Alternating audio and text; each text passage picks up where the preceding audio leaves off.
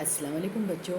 आज हम उर्दू में नई कहानी नज़म पढ़ेंगे। बच्चों, आपकी अम्मी भी आपको कहानी सुनाती होगी ना। जब आपको नींद नहीं आती तो अच्छी अच्छी कहानी सुनाती है ना। तो देखो बच्चों, अम्मी जो है कहानी सुना रही है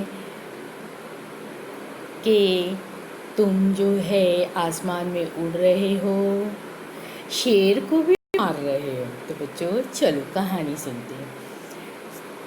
सबक नंबर 14, ये नज़म है, नई कहानी।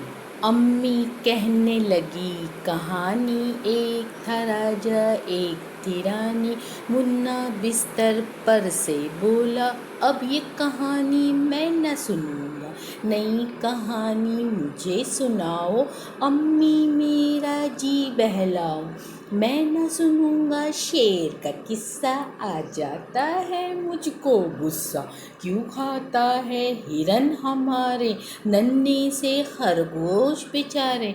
मैं तो सुनूंगा किस्सा ऐसा, एक हो लड़का मेरे जैसा, शेर को भी जो मार भगाए, राजा को खातिर में ना लाए। पार करे वो 7 समंदर, सैर करे आकाश पे जाकर, तारे उसके हो हम जोली, चाँद से खेली आँख मचोली। बादल में वो झूला झूले, चाँद सितारों को भी झूले।